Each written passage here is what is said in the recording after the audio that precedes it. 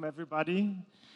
Before we get started and to talk about the UX and adoption of staking to 1 billion users, I would like to give our guests and panelists a chance to introduce themselves real quick. Let's start with you, JK. Yeah, thanks for inviting me. I'm JK. I'm the founder of Apybara. And Apybara builds products and toolings for the staking ecosystem. So far, we've built out protocol staking.info, where we share the latest staking statistics. And then now we're currently building out staking.xyz. And that's going to launch in 1 or 2 months. But we'll see. Yeah. Hi, guys. I'm Mete Elmas, working at Kucoin as head of BD in MENA. I've been working for Kucoin for more than 2 years, and I've been exposed, let's say, to crypto in 2016, right before ICO boom, we can say. Before that, just like any of you, probably I was working in the real sectors like automotive, etc. But this passion brought me here, I guess. Thank you, Mete. Howie.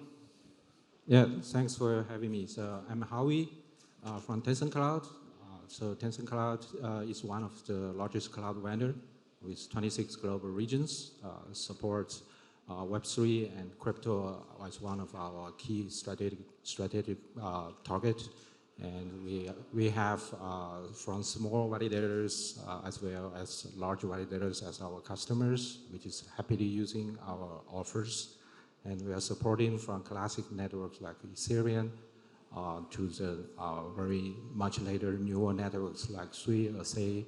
So we have tailored solutions and good support for validators. Thank you. Thank you, guys. Then let's jump into our conversation. To get 1 billion stakers, we need to have more than 1 billion crypto users. So I would like to kick this off big picture. What is the prerequisite for crypto to get 1 billion or more than 1 billion users? Today, we have about 9 million stakers and 400 million crypto users. Rough estimate.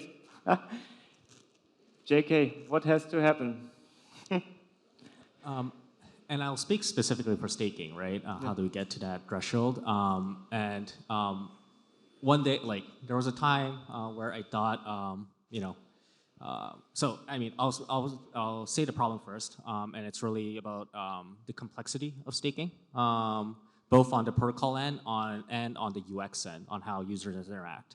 To discuss the first part, all the protocols currently existing out today that uses proof of stake has vastly different staking functionality. It's all very different, and because we've made it so complicated, it's impossible to explain this to regulators, to ordinary users. I mean, we ourselves are sometimes confused. So we need to solve that area of abstracting that complexity away. The other part is UX. I've run customer support, as part of the customer support at Stakefish. I've seen the users, their workflow on how they go about staking. It's very complicated when you think about it from the user's perspective, who really just want to stake and don't understand what a wallet is, what unbonding period is, what validators are. And for them, it's very scary to get started. And so we really need to solve that user interface and UX problem as well. So there's 2 phases to this. And Mete, I think at working for Kucoin, I think your company thinks about getting 1 billion users yourselves. I'll try my best. So, tell us a little bit about it. How to go get 1 billion users in crypto? Actually, as you said, according to AAA, I guess there are more than 9 million stakers, but Kucoin exchange alone have 30 million users. So if we are talking about reaching or bringing crypto 1 billion users, it may be a little bit radical beginning, but we will be much closer to 1 billion, in my very humble opinion, when crypto hodlers can be satisfied with their crypto assets without expressing their wealth in terms of fiat money. Of course, this view doesn't include removing of fiat money from circulation at all. I don't want to get arrested right now. But To be honest, even so-called crypto geeks are expressing their wealth in terms of fiat money. They should stop it because, especially if you are a person with have some trust issues to crypto, expressing a crypto guy his wealth with fiat money reinforces your concerns. So this should be a factor in my very humble opinion again. And the second thing is crypto is still very complex for Uncle Joe. It's maybe a little bit cliche, but it's true. And staking is not an exception, but I think we'll go through it during the panel. So I will talk more about it. Thank you. Howie, how does get crypto more than 1 billion users? Yeah, so 1 billion users, that's a very big number. So I Googled a bit. So basically, it is the number that in 2000 for internet grows during the past 23 years to a number of 5 billion internet users globally. So if we 10 times the current stakers and the current cryptocurrency users, it will exactly reach this number. Proportional will solve the problem, right? But we have to see that it took so much time for internet, for Web 2. So the easiest thing would be we try to transfer those 5 billion internet users to Web 3, and part of them will have a stake. So in this case, problem solved. And the other part, I would say, is classic finance. Digital currency as a new type of asset. So people want to put money in a bank in a way that they want to put their money for like an ETF fund or by an institute to make a stake, but it's more from a perspective of investment or value holding. So in this way, I believe that this will bring us also a lot of staking users or in a way of dedicated staking. Yeah. All right. So let's imagine a world that you described. We get there. We have more than 1 billion crypto users. Let's talk about staking. And to start off, let's talk about our different perspectives on staking. What is it? Is it a security service? Is it economic rewards and investment? Or is it about governance? Let's start with you, Mete. Okay, I guess as an exchange representative, I should talk more about the delegation perspective. If we summarize the items you just mentioned as validation, delegation, and of course, in time to time incentivization. At Kucoin exchange, in custodian perspective, because basically people keeping their assets on our platform, and we are working hard to provide the best products, best earn or staking products or services that set the industry standards. So talking about this perspective for Kucoin exchange, in essence, staking is more about delegation, because people are basically delegating their tokens or their coins to us. They are trusting us. But this is only the exchange perspective. Kucoin is an entity with many muscles. We have Kucoin Labs, Kucoin Ventures, and sometimes for one entity, staking may mean more than one, let's say, explanation. For Kucoin Labs and Ventures, for example, especially during their incubation and investment phases, due diligence phases, staking can primarily be validation, for example, or in some cases it can be governance, because they have to do it. But on exchange sides, we are still trying hard to, let's say, be the best version of delegation perspective of staking. Yeah, it is even called earn, right? So very good. Thank you so much. JK, what is staking? Yeah, staking is a crypto economic game that helps secure the integrity of a protocol. And the protocol could be a proof of stake network, or it could be middleware like Chainlink or Degraph. That's what it is. Anything outside of that is not staking, period. Arbitrum currently passed their newest vote. That's not staking.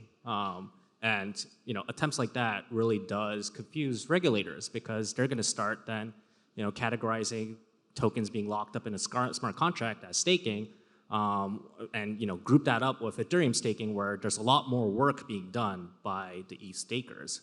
It's not just being locked in a smart contract, right? When you're doing ETH staking, you're actually securing the integrity of the Ethereum network. It's fundamentally different. So I know the Proof of Stake Alliance did release sort of like their guidance on the best practices on how to define staking. Like, these attempts need to happen because we really need to stop butchering the term staking, because the more we do it, the more we're just shooting ourselves in the foot.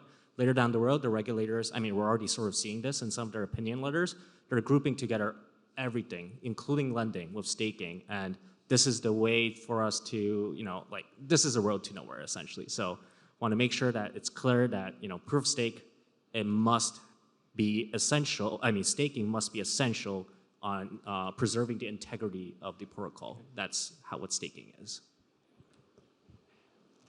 Howie, from an infrastructure provider point of view, what is staking? From an infrastructure perspective, I think it's very, very important.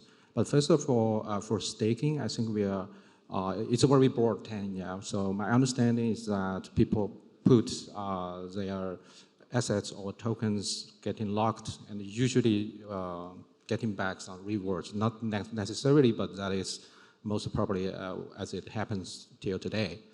But some type of new staking, like non-fungible tokens, can also be getting staked and get back a reward, but without join transactions or get a validation phase. So it can be different. But as of today, I would say staking needs a very strong and also kind of decentralized infrastructure supported. That's a very big challenge, as we all know that it's highly centralized by big data centers or cloud vendors in the world to support many big networks. From our side, so we are supporting our customers to choose another stable and solid cloud as a first step for distributed cloud, multi-cloud operation to go to the first step of decentralization. So that is my understanding of the staking. But probably I would say why the challenge is so big here is that we have talked about the numbers of the internet user growth in the past 20 years.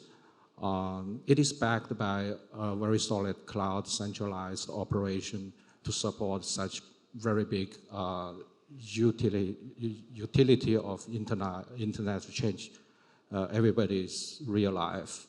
So that's how internet gets success. So for Web3 or staking, we want to achieve the same, still under the assumption of decentralization, which is type of why it makes so much sense. So we can imagine that the challenge could be how big, because we have to solve probably the same scale of size of the users to provide real value to them, to change the life, technically in such kind of systems, but not in a centralized way, in a decentralized way. So I would say there is a long way to go, but we will be there in the future, step by step. Yeah.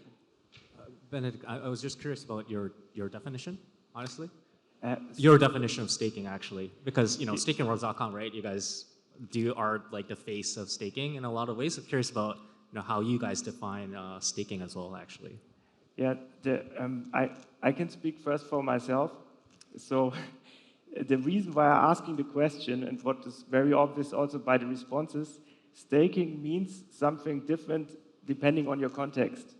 So if you ask in the Cosmos ecosystem context, a delegator, he says, I stake for governance.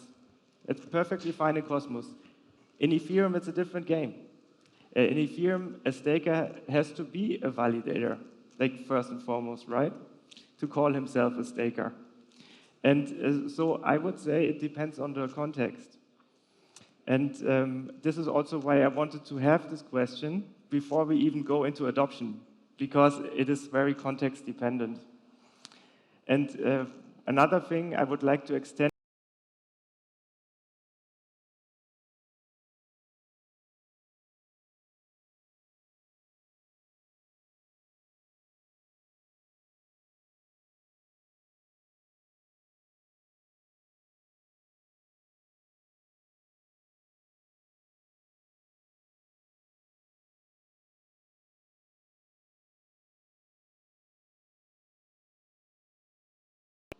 So what problems are there from the different point of views to get to 1 billion stakers? Maybe we start from the earn perspective. Okay. Of course, we can talk about more than one core problems about staking, including regulations, infrastructure, or sometimes UX, incentivization, etc., etc. But again, talking about an exchange, a centralized exchange, or talking as an exchange representative, I would like to stay more on the UX side, because as you all know, centralized crypto exchanges are in a claim of bridging the gap between decentralized finance and centralized finance. And again, staking is not an exception. In terms of UX, staking should be intuitive, it should be inclusive, and it should be user-friendly. To be honest, especially on the decentralized finance side, I don't think that we get there yet.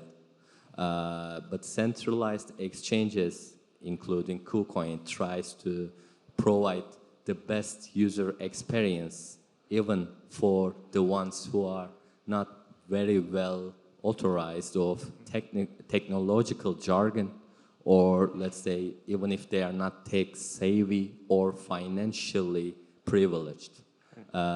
You can just go on a centralized platform like Kucoin, just deposit $10 and start staking.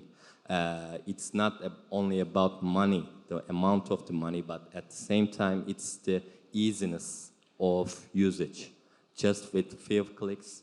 So, in my opinion, UX is one of the biggest problems of staking or let's say barriers to overcome to reach 1 billion stakers. And in the short term, there are many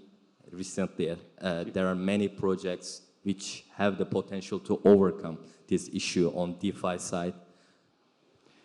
Basically, yeah, these are my opinions.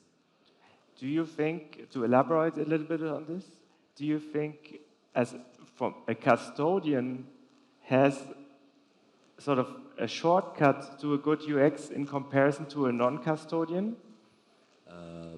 Actually, sometimes yes, I would say sometimes no, but generally yes. Being a custodian also gives you the responsibility of trust, as you might know. And when it comes to staking, I mean, basically you are locking your assets for a time, and you definitely need a trustworthy platform to do it. Right. In terms of this trust, we are really building or building the best products and also cooperating with external partners to bring the best opportunity. Right. Thank you. Just a quick question to Mete. Does Kucoin work with validators to launch staking on Kucoin itself, or are you guys running validators yourselves internally?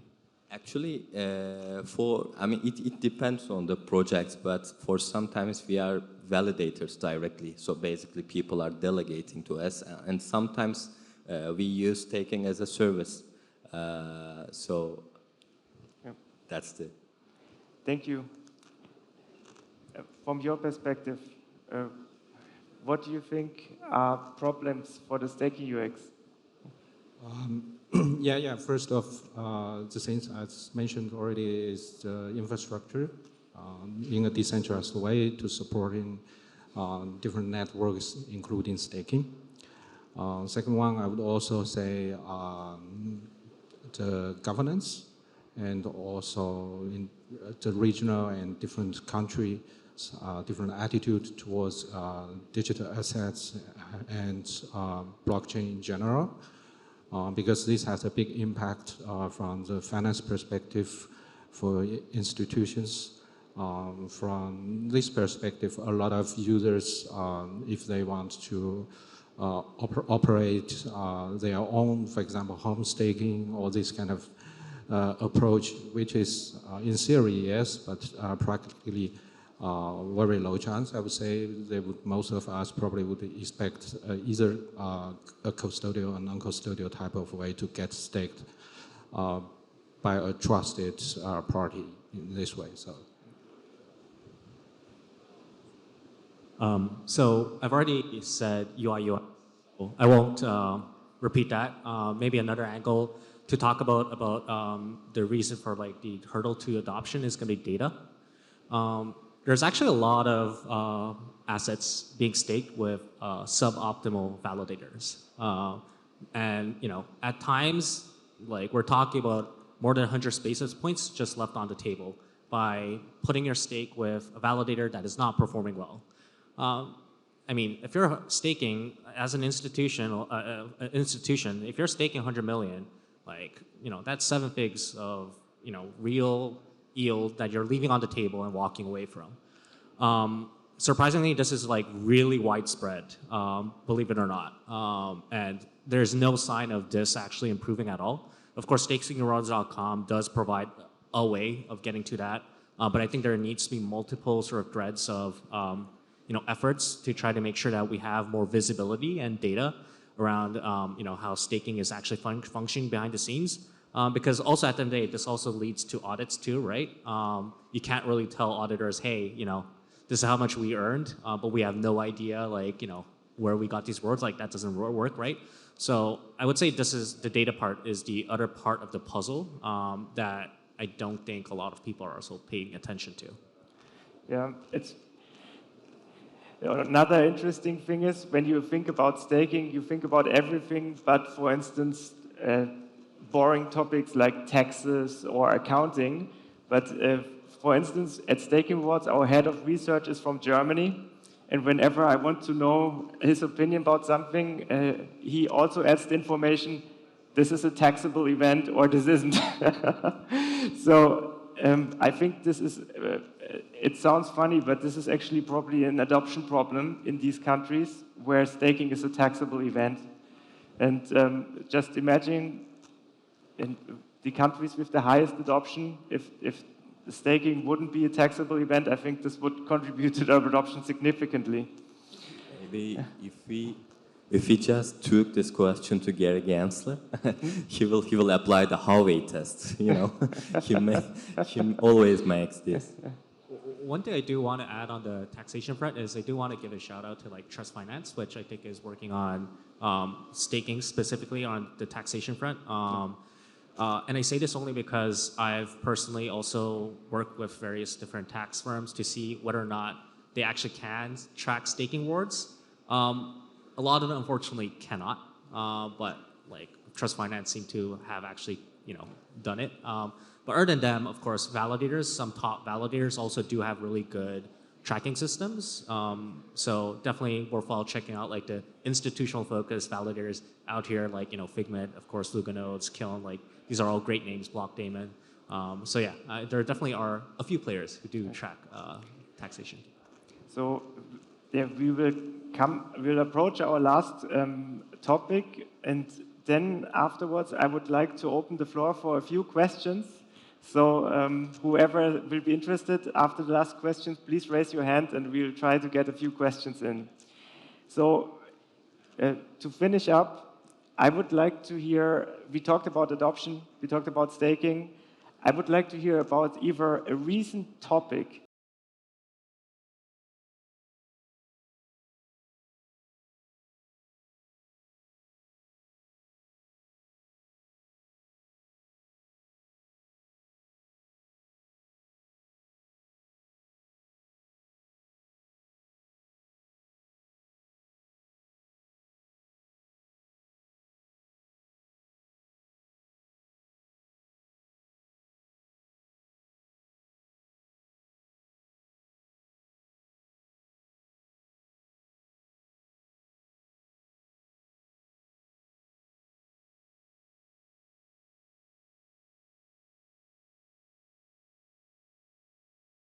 approaches were good at that time, but I don't want to stick on their backend. Rather, they have some items which are community engagement, incentivization, also innovation and accessibility. These 4 items shouldn't be missed if we want to go to mass adoption in staking.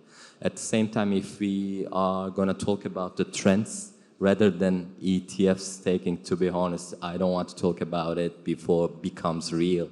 But liquid staking is still a good trend for the mass adoption. But at the same time, cross-chain staking hypes up because it directly removes the barrier for sticking on one blockchain to stake your assets. And with the, if it consists with liquid staking, it gives you the maximum flexibility right now. So these two is good. These two are good trends recently, in my opinion. Thank you. JK?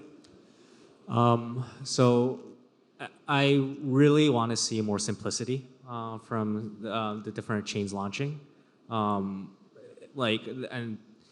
it's not simple, it's like so difficult for teams like StakingWars.com, teams like Apybara to really understand and try to explain this to end users. If we're having a hard time, that means that end users, trust me, are not going to understand what's going on at all. So I really do hope people do strive for simplicity more, and I do fear that we're stepping away from it, which is a concerning sign. But recently, I think the project that really did pique my interest, I guess, is DYDX. Primarily because when you stake DYDX, you're earning your staking rewards on USDC. That's a first. That has never happened yet on any proof-of-stake protocols. We will see how that plays out, but it's very interesting, the fact that you could earn USDC on DYDX. I will say, though, one last comment I would like to make is I would like to tell the audience and everyone to not focus too much on LST, actually. I caution against it. LST in Ethereum, yes, is interesting, but LST elsewhere, outside of Ethereum, has really not any adoption. And I think, so I caution against people thinking like LST is going to be the answer to higher adoption on staking. You're going to have a lot of fun and people to talk to about this.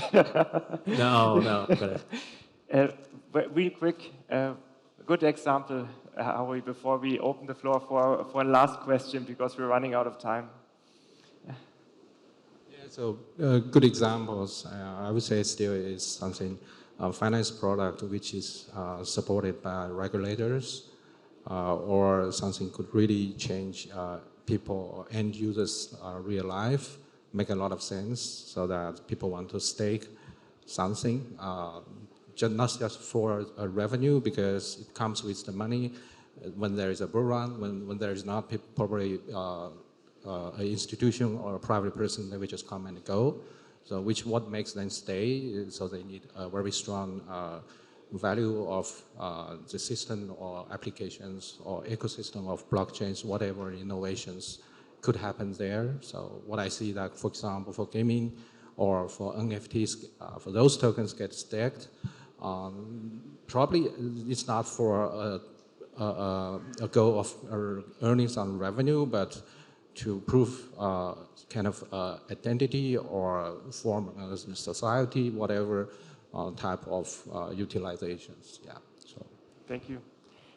We're out of time, but I promised you get at least one question. Is there anyone in the audience who would like to ask a question? Obviously, otherwise, after the panel, you can catch these guys for the next 2 days. I guess everyone is here for business. Thank you.